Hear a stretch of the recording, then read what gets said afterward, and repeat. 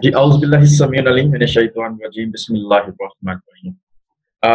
کسی بھی Islamic society کا پرسپیکٹو میں جب ہم بات کرتے ہیں کہ سوسائٹی کیا ہو سکتی ہے اسلامک پرسپیکٹو میں، اس کو ذرا ہم دیکھتے ہیں۔ اوورآل ہم نے ابھی تک سوسائٹیز پہ بات کر لی ہے۔ ابن خلدون کی ایک اسٹیٹمنٹ یہاں پہ میں آپ کے لیے رکھی ہے، human beings are weak, they need to live in groups and helping each other. کہ انسان ذاتی طور پہ کمزور ہے اور اسے دوسرے لوگوں کی ضرورت ہے اکٹھے رہنے کے لیے، اور society form from individuals, definitely یہ بات ہم کر چکے ہیں کہ انسانوں سے ہی معاشرے جو ہے وہ بنتے ہیں۔ اب میں نے یہ ایک سلائیڈ آپ کے لیے، یہ ایک باکس علیحدہ سے رکھا ہے اسی اسلامی پرسپیکٹو کو مزید اس کی آپ کو وضاحت دینے کے لیے۔ عام طور پہ ہم میں سے کچھ لوگ بات کرتے ہوئے ڈرتے ہیں، کچھ لوگوں کے کچھ خود کلیئر نہیں ہیں، اور جو کلیئر ہیں وہ اس لیے نہیں آگے بات نہیں چاہتے کہ دوسرا پتہ نہیں کیا سوچے گا، لیکن جو صحیح بات ہے اس کو کرنا چاہیے، کر دینا چاہیے، کیونکہ ہم بینگ اے مسلم سوسائٹی، ہم نے جتنی چیزیں ابھی تک 16-17 سلائڈز ڈسکس کی ہیں، اگر میں اس چیز کو اس میں سے نکال دوں کہ نہیں خیر اسلامی سوسائٹی کو کیا ڈسکس کرنا ہے، تو میرا خیال ہے کہ میری ذات کی حد تک مجھے لگے گا کہ یہ میں نے جسٹیفائی نہیں کیا، کیونکہ میں نے آپ کو وہ تو بتایا ہی نہیں جو ہمارے اوپر لیبل ہے جس سوسائٹی میں ہم رہ رہے ہیں، جس کے ہم دعوے دار ہیں۔ اسلامی سوسائٹی کے اندر ابھی اس بات کو پیچھے بھول جائیں، ہم نے جتنی باتیں کی ایک لمحے کے لیے، لوگ ہونے چاہیے، گورنمنٹ ہونی چاہیے، ایجوکیشن ہونی چاہیے، یہ ہونا چاہیے، وہ ہونا چاہیے۔ اسلامی سوسائٹی کے اندر جب ہم بات کرتے ہیں بینگ اے مسلم، تو یہاں پہ سپریم اتھارٹی کون ہے؟ اللہ۔ اللہ از دا سپریم اتھارٹی۔ حاکمیت اللہ کس کی ہے؟ اللہ کی ہے۔ اقتدار اللہ کس کا ہے؟ اللہ کا ہے۔ اس کی ایک مثال میں آپ سے شیئر کرتا ہوں۔ اسلامک پرسپیکٹو میں جب ہم بات کریں تو حاکمیت اللہ کس کی ہے؟ اللہ کی ہے۔ اسلامک پرسپیکٹو میں جو اقتدار جن لوگوں کو ملا ہوتا ہے وہ ان کے پاس اللہ کی امانت ہوتا ہے۔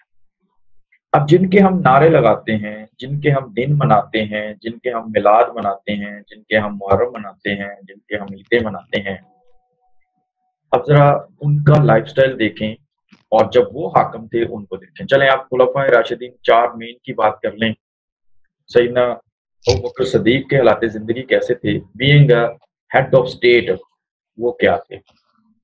تو کیا دن منانے سے ہم ان کی ساری پیروی ہو جاتی ہے؟ اللہ کے نبی صلی اللہ علیہ وسلم being a head of state کیسے تھے؟ اس کے بعد سیدنا عمر، سیدنا عثمان غنی، حضرت علی کا مقام کریم، یہ ذرا آپ اس کو چیک کر لیں کہ بینگ اے اسٹیٹ ہیڈ وہ کس طرح سے تھے۔ اختیارات کا مالک اس وقت کون تھا؟ منبع اختیارات کا کس کا تھا؟ جنگ کس کے لیے تھی؟ صلح کس کے لیے تھی؟ اور تھرو جب آپ کو دیکھتا ہے، دیکھیں اللہ پاک کو جو ہمارے ہاں چیزیں پریویل کر رہی ہیں، جتنی میری اسٹڈی ہے میں غلط بھی ہو سکتا ہوں، میں کہیں غلط ہوں تو آپ ٹھیک کر دیجیے گا، یہ جو جزوی اطاعت ہے نا یہ اللہ کو پسند۔ مثلا میں کہتا ہوں کہ میں ابو جی جو ہے وہ ایک گل تے ابے دی مننا نہیں ہے، لیکن دوسری گل میں ابے نہیں مننی، تیسری بھی نہیں مننی، ٹھیک ہے؟ تو اب ابا کیا سوچے گا؟ کیا وہ مجھے لائق بچہ ڈکلیئر کرے گا، یا وہ مجھے اچھا بچہ ڈکلیئر کرے گا، یا میں اس کی نظروں میں عزت پا پاؤں گا؟ ہم کیا کر رہے ہیں کہ ہم یہ کہہ رہے ہیں کہ میں ہوں تو مسلمان اور ہے اسلامی جمہوریہ پاکستان، لیکن سود ہم نے چلانا ہے، بینکنگ سسٹم ہم نے چلانا ہے، ملاوٹ ہم نے کرنی ہے، لوگوں سے قرضہ ہم نے لینا ہے، بے پردگی ہم نے انتہا کی کرنی ہے، اور شراب بھی یہاں پہ فروخت ہوگی۔ اب مجھے آپ بتائیں کہ جس اللہ کا جو اقتدار اللہ کا جو کنسیپٹ ہے اسلام کا، جس میں سپریم پاور اللہ ہے، مین اتھارٹی اللہ ہے، جب آپ اس کے احکامات کی دھجیاں اڑائیں گے اور پھر اس کے بعد آپ محرم بنائیں، اس کے بعد آپ چھتوں پہ اذانیں دیں، اس کے بعد آپ میلاد بنائیں، اس کے بعد آپ جو مرضی بنائیں، ہمیں جو ریکوائرمنٹ ہے وہ ہے پوری کی پوری اطاعت۔ جزوی اطاعت اللہ کو نہیں چاہیے، ایک جز مان لیا دوسرا نہیں مان لیا، تیسرا نہیں ماننا، ہمیں مکمل اطاعت چاہیے، مکمل۔ اس لیے کہتے ہیں اسلام مکمل ضابطہ حیات ہے اور پورا کوڈ آف لائف ہے۔ اس وقت دنیا میں مجھے کوئی بھی ایک اسلامی ریاست، مسلم ممالک ایسا نظر نہیں آتا جہاں پہ پوری کی پوری آپ کہہ لیں کہ ایگزسٹنس جو ہے وہ اسلامی قوانین کی ہو یا اس کے مطابق ہو۔ कोई औकात कम नहीं, कोई रॉकेट साइंस नहीं है, ये बड़ा सिंपल सा तरीका है, लेकिन उस पे कोई आ नहीं रहा। एक मिसाल इसकी मैं आपको देता हूँ, उमर बिन अब्दुल अजीज, अगर आपने नाम सुना हो, उनको खलीफा सानी या पांचवा खलीफा भी कहा जाता है। लेकिन वो आए थे अल्लाह के नबी सल्लल्लाहु अलैहि वसल्लम की वफात की 85-90 साल के बाद उनका दौर आता है। अभी कल परसों या कुछ दिन पहले शाम में उनके मज़ार और शायद उनकी ख़वातीन की कब्रों के साथ भी रखते थे, मुझे एग्जैक्ट नहीं पता, मैंने बस खबर पढ़ी है। तो वो उमर बिन अब्दुल अजीज जो थे, वो थे पता कौन? हजरत उमर, जब एक वाक़या आपने किताबों में भी पढ़ा होगा, बचपन में भी सुना होगा, एक रात जब गश्त कर रहे थे तो वो एक बच्ची ने कहा कि माँ ने कहा कि बकरियों का दूध धो लो, तो उसने कहा कि धो लिया, तो उसने कहा पानी मिला दो। अब यकीनन आपने ये वाक़या सुना हुआ होगा। तो बेटी ने कहा कि नहीं, वो तो अमीरुल मोमिनीन ने मना किया हुआ है, उन्होंने मनादी कराई है। तो माँ ने कहा कि इस वक्त कौन सा अमीरुल मोमिनीन देख रहा है? तो बच्ची ने कहा कि नहीं, अमीरुल मोमिनीन ने अपनी थोड़ी मनादी कराई, उसने तो अल्लाह के हुक्म का हमें जो है वो हम तक पहुंचाया है, लिहाजा अल्लाह तो देख रहा है। तो हजरत उमर ये बात सुन रहे थे, कश्त पे थे, पेट्रोल पे थे, कैसे भी, तो उन्होंने उस घर को ताक लिया, देख लिया, और उसके बाद अपने बेटे को जाके कहा कि उस बच्ची के लिए निकाह का पैगाम भिजवा। तो उससे जो पैदा हुई थी वो हजरत उमर बिन अब्दुल अजीज की बेटी थी, पोती, बीवी थी, सॉरी, सैयदना उमर की जो पोती थी हजरत उमर की, उस बच्ची के बदन से जो पैदा हुई थी वो उमर बिन अब्दुल अजीज की बीवी थी। ये वो उमर बिन अब्दुल अजीज थे, और इन्होंने कोई खुद से नहीं लिया था, ये गवर्नर के बेटे थे, तो वो सारा एक अरसा तक उन्होंने बड़ी लग्जरी जिंदगी गुजारी थी। लेकिन जिस दिन इनको ये एक वसीयत के तहत इनको मिला था, दो शाखें थी, बात लंबी हो जाएगी, लेकिन सिर्फ आपको उमर बिन अब्दुल अजीज की बात बता रहा हूँ। बड़े नाजो नम में पले, जिधर से गुजरते थे खुशबुएं आती थी रास्ते में, और बड़ा मामला।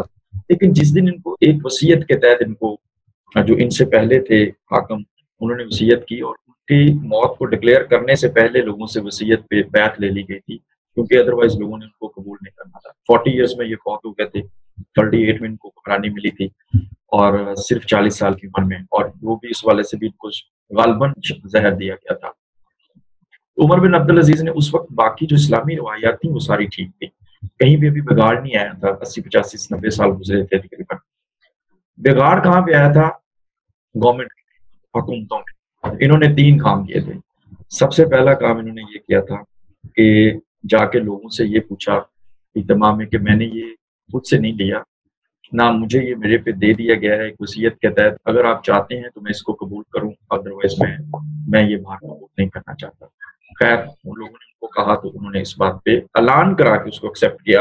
अब आप देखें हमारे यहाँ जो लोग गवर्नमेंट ले रहे हैं वो किस तरह से ले रहे हैं। एक बात, फिर इन्होंने जितनी इनसे पहले गुजरे थे, इन्होंने रजिस्टर मंगवाए, जितनी जायदादें थी सारी कैंचियों से काट काट के अपनी जायदाद सबसे पहले खत्म की, अपनी बीवी बेटियों का जेवर सब कुछ बैतुल माल। और वो बंदा जिसने इतनी लग्जरी लाइफ गुजारी थी, तकवे की हद को पहुंचा कि एक सूट, और जुमे का जब खुतबा देना होता था तो उसके सूखने का इंतजार करते थे, वो पहन के तो खुतबे के लिए जाते। और इसी तरह के इनके दीगर इकदाम थे जिनकी वजह से सिर्फ गवर्नमेंट के लेवल तक उसको भी, इवन कि अगर घर की कोई बात करने के लिए इनका कोई फर्द आ गया तो दिया बुझा देते थे कि इस वक्त मेरे घर की बात हो रही है। सो ये लेवल है इस्लाम के अंदर, जिसे हम जो है वो हुकूमत का, इक़्तिदार का लेवल जिसे हम कह सकते हैं। ये मैंने आपको 90 साल बाद की अल्लाह के नबी की जिंदगी की बात बताई है, और जो उस वक्त अल्लाह के नबी थे या उनके जो मोस्ट कंपेनियन थे, आप बताएं उनका लेवल क्या होगा कि इक़्तिदार क्या चीज होता है, इक़्तिदार में किस तरह से आपने जवाबदेह होना होता है, किस तरह से चीजों को। सो इस्लामी पर्सपेक्टिव के अंदर सोसाइटी कुछ नहीं है, माइंड इट प्लीज। फर्द इस्लाम इज्तिमाई जिंदगी, इनफरादी से लेके इज्तिमाई जिंदगी की तरफ जोर देता है।